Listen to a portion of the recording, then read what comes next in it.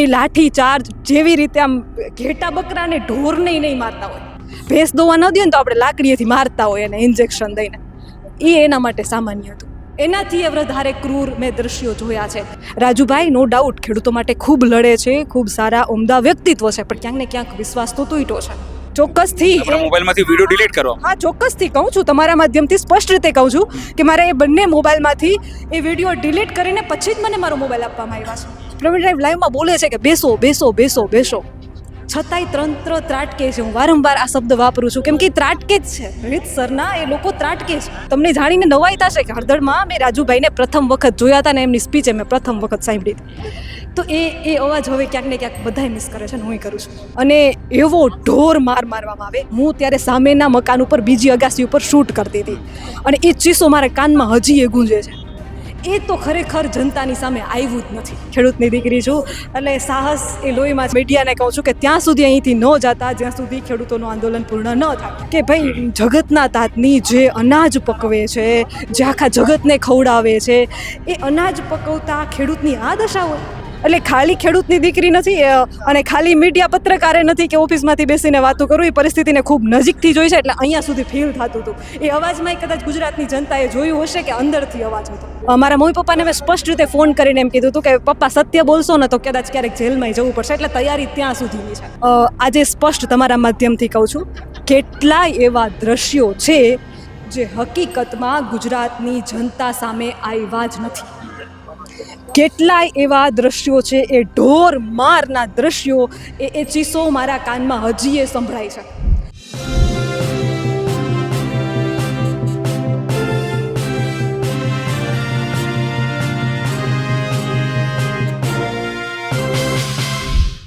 બોટાદના કડદા કાંડમાં એક પત્રકારની સૌથી વધારે ચર્ચા થઈ. નામ છે કાજલબેન સુવા. કાજલબેન, સૌથી વધારે ચર્ચા તમારી થઈ હતી, તમારો મોબાઈલ પણ લઈ લેવામાં આવ્યું હતું, તમામ વસ્તુ થઈ હતી.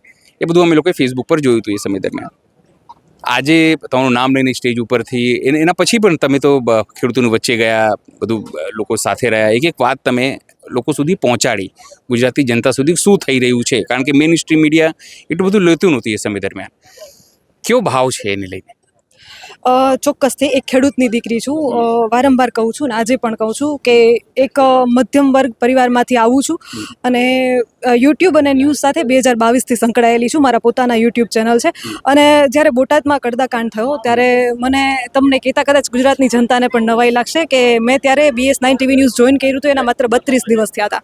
એટલે મને એક કતે કહેવાય ને તો એ મારા લોહીમાં છે, ખેડૂતની દીકરી છું એટલે સાહસ એ લોહીમાં છે. હવે એ ખેડૂત કે જે રાત્રે એટલા જીવજંતુ વચ્ચે પાણી વારતા હોય, એના બાળકોમાં સાહસ ગોતવા ના જવું પડે, એમાં કૂટી કૂટીને ભરેલું જ હોય. એટલે બોટાદમાં એ સમયે અમે રાત્રે અમને 11 વાગે ખબર પડે છે કે બોટાદ માર્કેટિંગ યાર્ડમાં આ રીતે ખેડૂતો ભેગા થયા છે અને કડદાનો વિરોધ થઈ રહ્યો છે. રાજકોટ અમે રહેતા હતા, ત્યાંથી 11 વાગે રાત્રે નીકળી. એક મહિલા માટે ઉંમર નાની છે, 25-26 વર્ષની ઉંમર છે અને એક સ્ત્રીને આ રીતે લડવું ને એટલે પહેલો સવાલ તો ત્યાંથી જ થાય કે ભાઈ દીકરી છે, રાત્રે ક્યાં જાય છે? રાત્રે ક્યાં જાય છે, કોની સાથે જાય છે? પણ મને એ તમારા માધ્યમથી કહેતા ખૂબ ગર્વ થાય છે. મૂળ મારું વતન દ્વારકા છે, મારા મમ્મી પપ્પા ખેતી કરે છે ને જામદેવળિયા મારું ગામ છે. હું રાજકોટ ભાઈની સાથે રહું છું, પણ મારા મમ્મી પપ્પાએ મને ક્યારેય રોકી નથી. અને બોટાદ જ્યારે હું નીકળીને ત્યારે ખાલી ફોન કરીને એમ કીધું હતું કે પપ્પા બોટાદ જાઉં છું. એણે મને એક વખતે સવાલ નથી કર્યો કે શા માટે, શું છે, આ છે. તો સ્ત્રીઓ માટે હું કહું છું કે જન્મતાની સાથે જ એમને પહેલો પ્રશ્ન એમના ઉપર જે પહેલો ટેગ લાગી જાય ને એ છે સ્ત્રી. એ જન્મતાની સાથે પહેલો જ પડકાર એના માટે હોય છે એમની જાતિ સ્ત્રી. એટલે એક એ વસ્તુને લડી અને એ જો કે મારા પરિવારમાંથી ક્યારેય મારે એ વસ્તુ મને અંદરથી અહેસાસ જ નથી થવા દીધો કે હું સ્ત્રી છું, કે મારે દીકરો છે કે દીકરી છે. હા, દીકરો જેવો અને દીકરો કરતાં હું દીકરી જ મારી જાતને વધારે માનું છું, કેમ કે મને એવું લાગે છે દીકરો દીકરી સમાન જ હોય છે, પણ આપણામાં એ વસ્તુ હોવી જોઈએ. રાત્રે પહોંચી ત્યારે મેં જોયું બોટાદ માર્કેટિંગ યાર્ડમાં લાઇટો બંધ હતી અને માર્કેટિંગ યાર્ડમાં એટલે સ્ત્રીઓને તો માર્કેટિંગ યાર્ડમાં જવાનું જ ખૂબ ઓછું હોય. ખેડૂતની દીકરી હું છતાંય મારા પપ્પા જણસી વેચવા જતા હશે, મેં નહોતું જોયું માર્કેટિંગ યાર્ડ. એટલે ત્યાંની સ્થિતિ જોઈ, લાઇટો બધી બંધ જોઈ અને ખેડૂતો આરામથી શાંતિથી બેઠા હતા, કીર્તન ભજન ચાલી રહ્યા હતા, પોલીસના રાઉન્ડ ફરતા ચાલુ હતા. અમને જોઈ અને સંજોગાવશાત ત્યારે જ એવું થયું કે પોલીસ એ લોકોને ત્યાંથી ખસેડવા માટે, આંદોલનને વેરવિખેર કરવા માટે ત્યાં પહોંચી હતી. અને અમે એ જ મોકે અમે ત્યાં પહોંચીએ છીએ. થોડીક વાર પહેલાં જે રાજુભાઈ કરપડા હતી એમની અટકાયત થઈ ગઈ હતી, કેટલાક નેતાઓની પણ એમની સાથે અટકાયત થઈ હતી અને બાકીના ખેડૂતો ત્યાં બચ્યા હતા. તો ખેડૂતોમાં એક હાશકારો આવ્યો અમને જોયા ને, એટલે પોલીસ પાછળ હટી ગઈ કે હવે મીડિયાવાળા આવ્યા છે તો મીડિયાની સામે કેમ અટકાયત કરવી, એમ કે બાકી રહેલા ખેડૂતોને એમનો ઈરાદો હશે કે ભરી લઈએ, પણ ન ભરી શક્યા. એટલે એમને અમારાથી એક ઉમ્મીદ જાગી કે હવે મીડિયા છે. એટલે એ સ્પષ્ટ એમને BS9ના તમે વિડીયો જોશો એટલે એમાં પણ એ ખેડૂતો એવું કહે છે કે બેન તમે ત્યાં સુધી, હું મીડિયાને કહું છું કે ત્યાં સુધી અહીંથી ન જતા જ્યાં સુધી ખેડૂતોનું આંદોલન પૂર્ણ ન થાય. એટલે વસ્તુ એ છે કે એ ઘટનાને એક અન્યાય તો જોયો હતો, પણ એક ખેડૂતની દીકરી તરીકે એને વિશેષ જોયો હતો.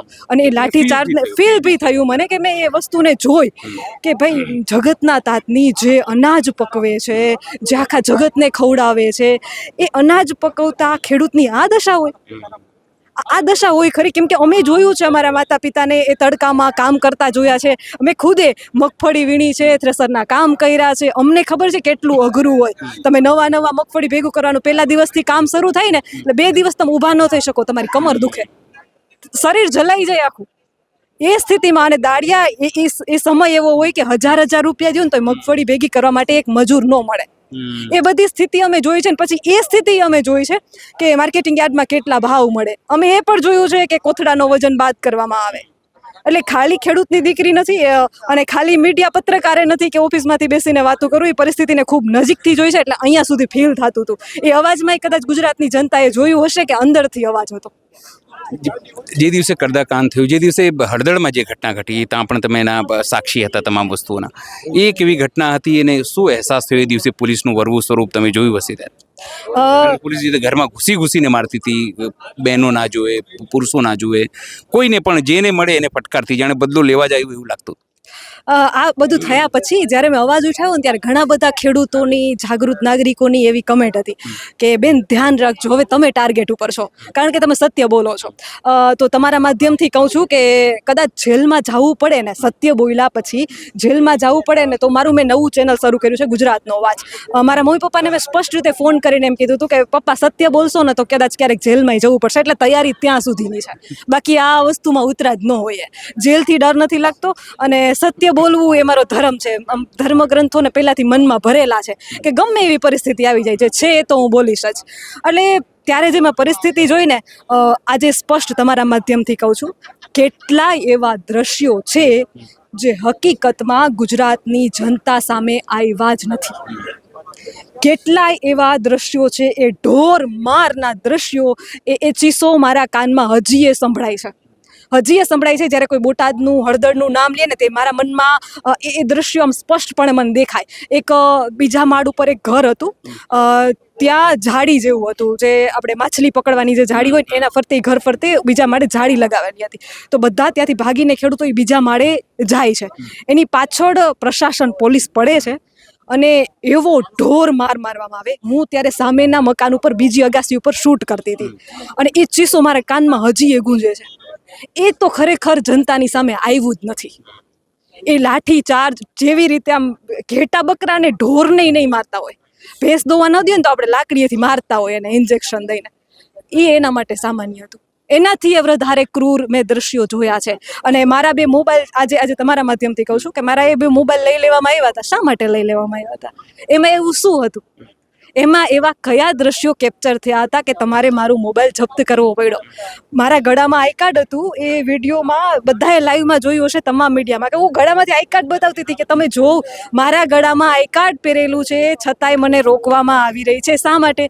3 દિવસ અને રાતથી બોટાદ માર્કેટિંગ યાર્ડમાં અમે ઊભા હતા, તો બધા જ જોઈ રહ્યા હતા. એ એક્સક્લુઝિવ, એ લાઈવ બધા જોતા હતા. એને ખબર છે કે બોટાદ માર્કેટિંગ યાર્ડમાં કાજલ સુવા નામની કોઈ પત્રકાર છે જે સતત કવરેજ બતાવી રહી છે. શું પોલીસને નથી ખબર?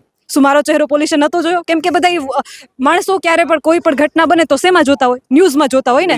તો પોલીસે પણ જોયું જ હશે કે બોટાદ માર્કેટિંગ યાર્ડમાંથી કવરેજ કોનું આવી રહ્યું છે. કેમ કે બીજા મીડિયા તો મેં જોયા નહોતા. બીજા દિવસે હળદળમાં આવ્યા હતા, પણ તે દિવસે રાતે માર્કેટિંગ યાર્ડમાં કોઈ મીડિયા મેં નહોતું જોયું. એ પહેલાં હોય તો મને નથી ખ્યાલ, પણ અમે જ્યારે પહોંચ્યા ત્યારે કોઈ મીડિયા નહોતું.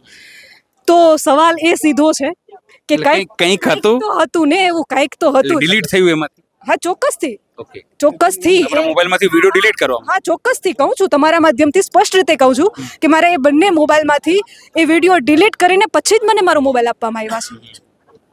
એટલે ડિલીટ થયું જ છે. અને એ પણ કહું કે એમાં શું હતું, જે રીતે ટીયર ગેસ છોડવામાં આવી રહ્યા હતા, સામેની જગ્યાશીની મેં વાત કરી છે, ત્યાંથી ઢોર માર મારવામાં આવ્યો હતો, એ બધા જ દ્રશ્યોમાં હતા. અને મારો આઈ કાર્ડ પહેરેલો હોવા છતાંય જો મારા મોબાઈલ જપ્ત કરવામાં આવ્યા, મેં કીધું ને તો કંઈક તો એવી ચોરી હતી કે જે એમને છુપાવવી પડતી હતી. એક બીજું મહત્વપૂર્ણ વાત, તમે તો સમગ્ર ઘટના જોઈ. રાજુભાઈ કરપડા જે રીતે આમ આદમી પાર્ટીથી અલગ થયા, તમે તો એમની જોડે પણ વાત કરો છો, એમનું interview, એ તમને કેવું લાગ્યું ત્યારે?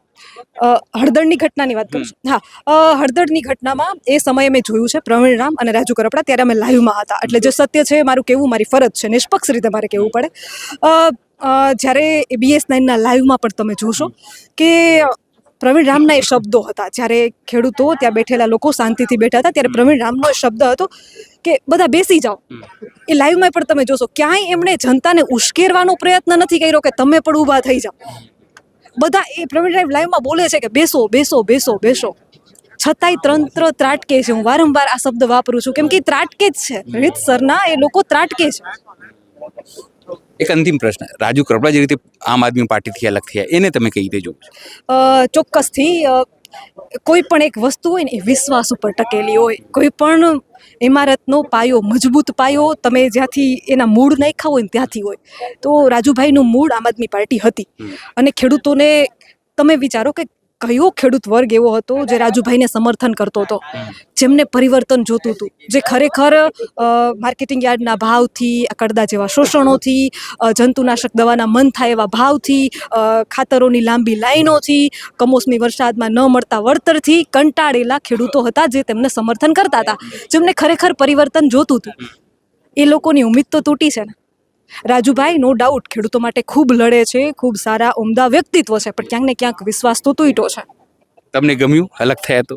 નહીં, તમે તો ખૂબ નજદીકથી કવર કરતા રહ્યા છો. નહીં એવું નથી કે મને ગમ્યું કે નથી ગમ્યું, પણ એક પત્રકાર તરીકે. હા, એક પત્રકાર તરીકે ચોક્કસથી હું તમને કહું કે આપણી એક પાર્ટીને પક્ષ તો બીજા નંબરની વસ્તુ છે, પણ આપણી એક લડાઈને ધક્કો પહોંચ્યો તમને લાગે? લડાઈને ધક્કો તો પહોંચ્યો, પણ એક વફાદારી અંદરથી, એક આત્મા, આપણી એક ઓળખ હોય, એક છાપ હોય ને કે ભાઈ આ માણસ છે તો આ માણસ આ ક્યારેય ના કરી શકે. એ એક આપણું વ્યક્તિત્વ હોય, આપણી એક છાપ હોય.